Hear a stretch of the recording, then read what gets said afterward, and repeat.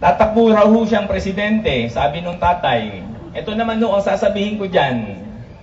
Dito nga po sa Pasig, isang lungsod, 6 na taon kayong nanungkulan, wala ho kayong accomplishment.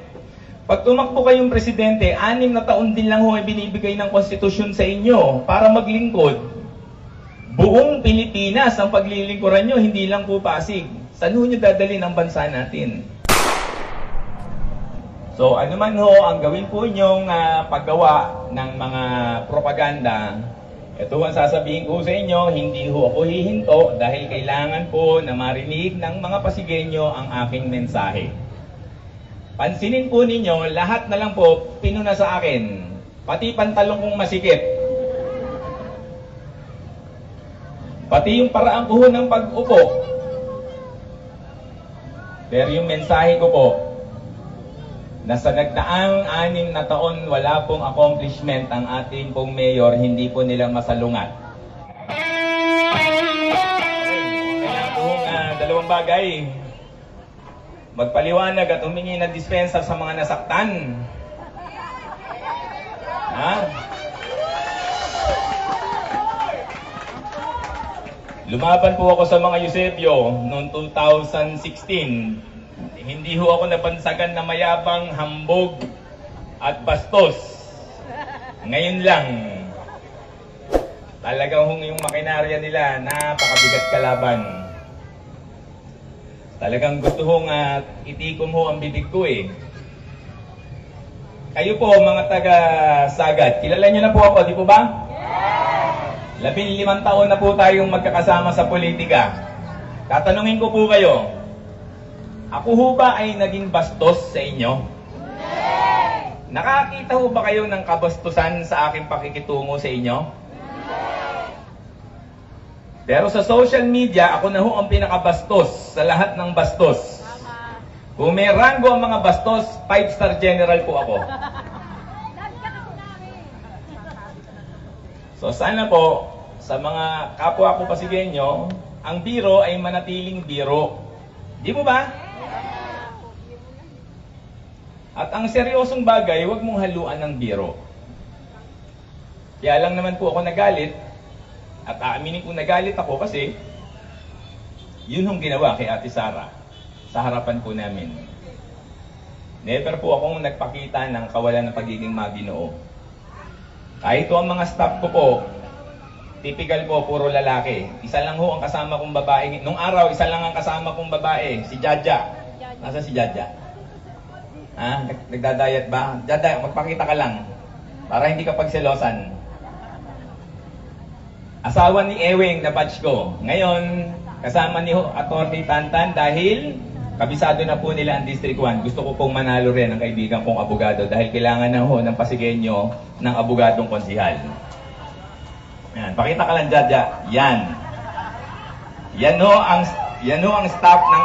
Yan. Jaja, ano ba itsura mo nung nakaraang 15 taon? Payat? Oh, hindi. Nung makuha ka na ni Ewing. Mataba ka na. Hindi, kung magkasama tayo, eto na katawan ni Jaja. Give or take. Ha? Labas mo na lang yung picture. Huwag na tayo magtalo rito sa harap. Ang punto ko, yan ho ba ang magiging staff ng manyak? Di ba? At kukunin ko pa ba asawa ng aking kaklase? Hindi ho. Ang kasama ko naman ngayon, asawa ni ni Kuya Mario, si Ate Olive, 59 years old. Hindi ho. Pagdating ho sa babae, malinaw po. Ang babae ay nire-respeto at minamahal. So, ano man ho ang gawin po inyong paggawa ng mga propaganda, ito ang sasabihin ko sa inyo, hindi ho ako hihinto dahil kailangan po na marinig ng mga Pasigenyo ang aking mensahe. Pansinin po ninyo, lahat na lang po pinuna sa akin, pati pantalong kong masikip. Pati yung paraan ko ng pag-upo. Pero yung mensahe ko po, na sa nagdaang 6 na taon wala pong accomplishment ang ating pong mayor, hindi po nila masalungat. Tama po ba? Wala po silang sagot. Doon po sa hamon natin na magkaroon po ng debate dahil marinig ng mga taga-Pasig kung ano ba talaga ang katotohanan. Meron bang gamot o walang gamot sa mga center? Tao na po ang sumasagot. Wala po eh. May nadagdag po bang ospital? Wala rin po. May tumayo ho bang pabahay dito sa ating lungsod? Wala rin po.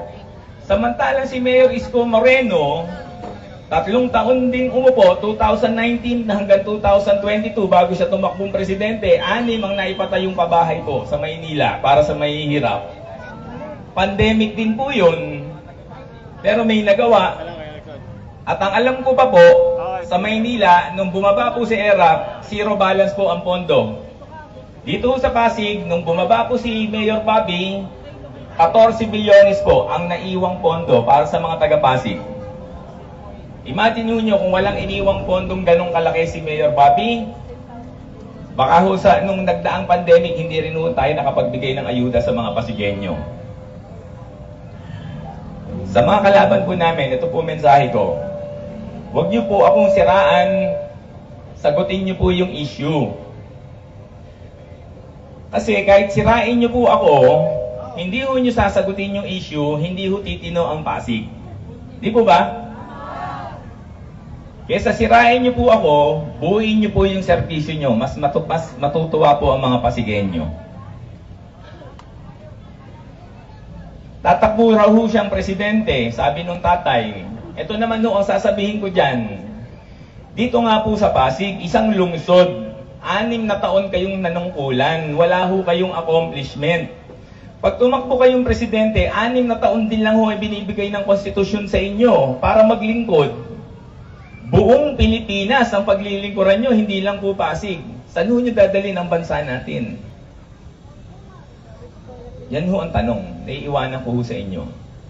Pero ako ho, kaya ho ako tumatakbong congressman, gusto ko pong madagdagan ng congressman ng Pasig. Bakit ho? Dagdag na pondo, dagdag na boto sa Kongreso, at dagdag na mga politikong pwedeng maging future mayor ng ating lungsod. Yun ho ang magiging training ground ng mga susunod na alkalde ng Pasig. Nang sa ganun ho, mas marami hong nabibigyan ng pagkakataon na maglingkod po sa atin. Hindi ho kaya ng iilang tao lang po yan. Mas maganda ho, mas marami po tayong nagtutulong-tulong. So sana po, huwag po nyo ilihis ang issue ng eleksyon. Ang eleksyon po, hindi ho tungkol sa akin. Tungkol po ito sa kinabukasan ng mga Pasigenyo. Yun ho ang pag-usapan natin. Okay ho ba yun? At sa akin po, siguro naman sa mga nakita nyo, meron hong plano ang Team Kaya This. Hindi ho namin yan ipapakita kasi resibo po yan.